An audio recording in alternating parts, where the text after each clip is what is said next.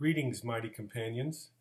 It is February 6th, 2015, and this is my contribution to the anniversary of Bob Marley's 70th birthday. So I thought we'd do something special today, and something special has been given. So I will introduce it today. What I'd like to talk about is trigger material. And what I mean by that is there are two types of triggers. One is a negative mechanism that we have in our minds, and that is when other people do things that trigger us into contraction.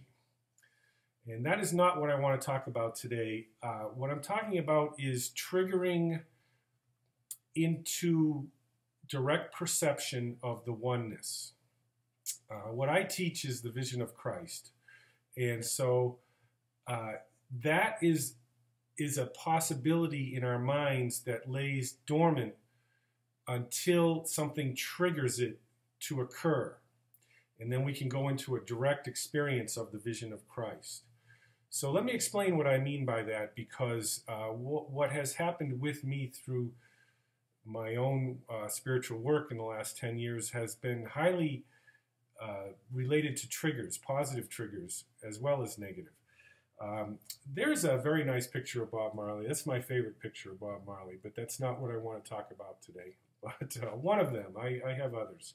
What I want to talk about today is this.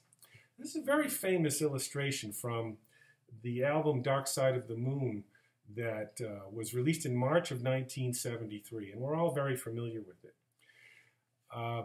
A friend of mine on Facebook used this illustration as her profile picture, so I started seeing it quite a bit over time.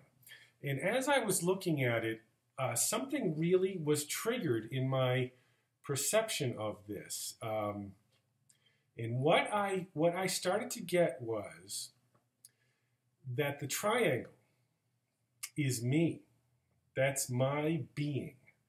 It's also your being. And so what I see this as is the unconditional love of God. The white light comes in and I filter it, and it comes out the other side as time and space.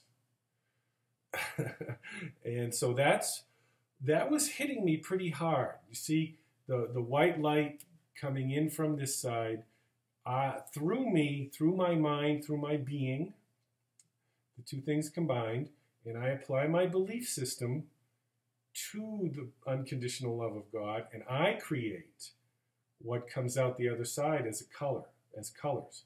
And the colors represent time and space. So, as this began to percolate, what it began to trigger in my mind was a larger version of this illustration, of this incredible graphic. I mean, it's one of the most iconic graphics in American history. And it was released in March of 1973. Dark Side of the Moon was Pink Floyd's 8th album. And it was designed by a couple of people named Storm Thorgerson and Thor Thorgerson and Aubrey Powell. So let's give them credit for this incredible illustration. And so what that triggered in me was something I called the movement of creation. So let me show that to you. Okay, we're going to do this all in one take here. This is what I call the movement of creation. And it basically explains everything. Now, the words movement of creation came through my having been tasked with sourcing the book Quantum Reggae, Message from Bob. And one of the final poems in the book is called Movement of Creation. And I thought that was a direct quote from Bob Marley, but as far as I know, it isn't. walk through creation on Babylon by Bus. He says that walk through creation, and he also talks about movement of Jah people. And what that triggered in me was this phrase, movement of creation. And so let me explain this as an extension of this. See, boy, they really look nice together. So this is the first illustration I am introducing in the Vision of Christ series, because what this is a way to visualize the vision of Christ, or an aspect of the vision of Christ. And so what we have here is white light and colored light. Now, all of this is occurring in the mind of God. So there is no separation.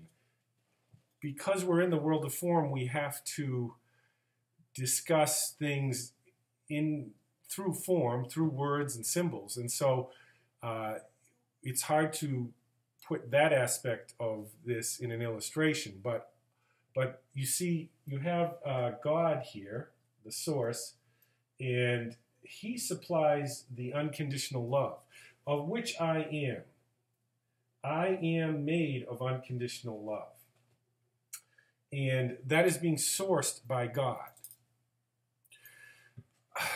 Everything in this room, including this beautiful iMac, this desk, the walls, and me, are all made out of unconditional love. Now, what I'm trying to do here is trigger you into an actual direct experience of the vision of Christ.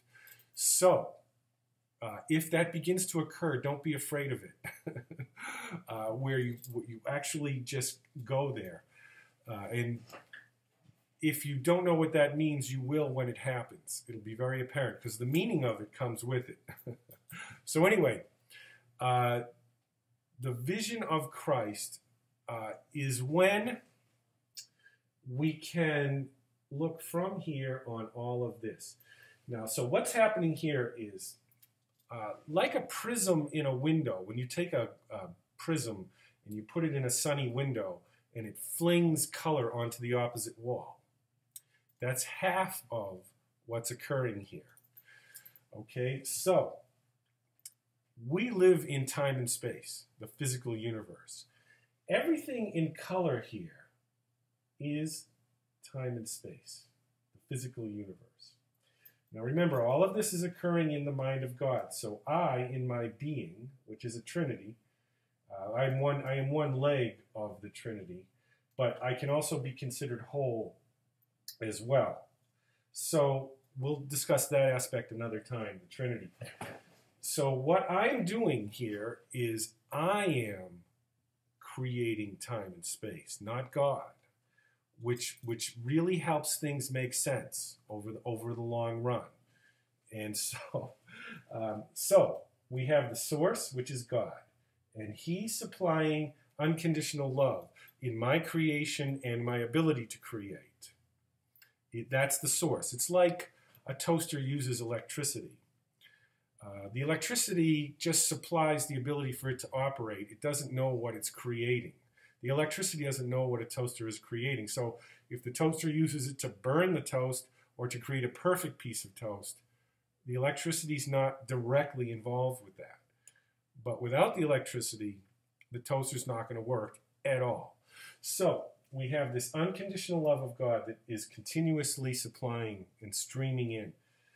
And I kind of view this as coming in through my back, actually. And then it hits something in me that converts it to colored light. And this point right here is the most important point in the illustration. So,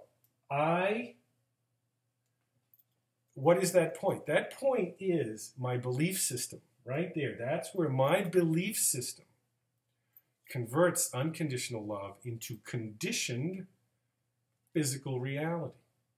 So it's a downgrade or a degradation of the energy, if you want to call it that. It's not the appropriate word, but the energy of unconditional love is then downgraded into color. So the same way that the sunlight coming through the window is downgraded into color, it's refracted. Is that the correct word? Or reflected? I guess it's refracted. Into color, and it flings it onto the opposite wall. So that's what happens here. The source of life right here meets my personal belief system. And already you can suspect that that might be a problem. And it converts it to a thought. And that thought goes out as a signal to the screen of consciousness. And this is very helpful because all of consciousness is the domain of the ego. Anything to do with perception and subject-object is the domain of the ego. And so that's a motivating factor to quit valuing time and space the wrong way, to free oneself from it, but still be within it, to be of the world but not in it. So the unconditional love of God hits my belief system and goes out to the screen of consciousness, which I am creating in my mind.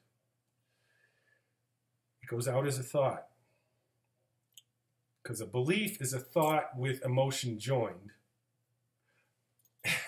And then it hits the screen, and the emotion calls it back to me as an experience, a sense-based experience. And so it goes into my forehead area here because it's coming back as an experience. So the sunlight coming through the prism on the window, it turns it to color, degrades it into color, and it hits the wall. If that wall in my apartment were actually the screen of consciousness, it would then reflect back to me as an experience. You see the beauty of this? And so it goes out as a signal, hits the screen of consciousness, and my emotion of what I think is possible or what I feel is possible in the future, it comes back as an experience, and I then have an experience. So if I find something in this time and space contemptible, the signal I'm sending out is that something in time and space is worth contempt. And so I feel contemptuous towards something because the entire screen is made up of unconditional love. It doesn't understand negatives. And so when I put out that I want to be contemptuous of something, but I don't want to have a contemptuous experience, it drops the don't.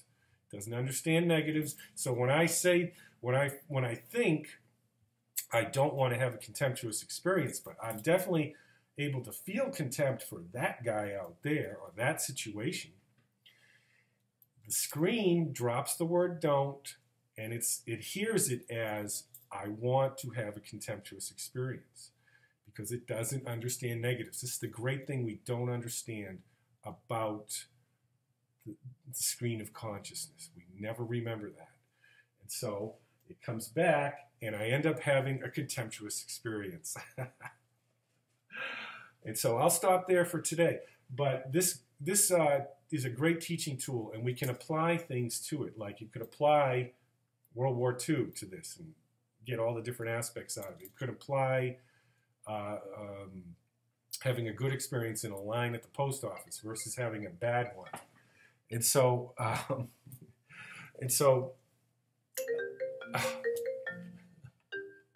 sorry for the interruption. And so let me just finish up here and say that this is a way to begin to understand how I punch myself in the face, both as an individual and how we're doing it globally as a united consciousness, as a collective consciousness. And that's one of the reasons why we're having extreme weather. So anyway, we'll go into all of that next time. I have not released this electronically yet. I do offer it as a signed and numbered edition. So if you're interested in having one for yourself, just contact me through the Quantum Reggae Facebook page. It's really the best way to contact me. And I will go from there. we will begin teaching from this diagram. And so let's see how the trigger process works and how we expand our understanding by triggering each other in creative ways. Okay, that's enough for now. I appreciate your attention, and start messing with this. You'd be surprised the results you get. So one love, everyone. Happy birthday, Bob Marley, 70th birthday. Incredible. He's always over my shoulder. He's always over yours. So we'll talk again. One love.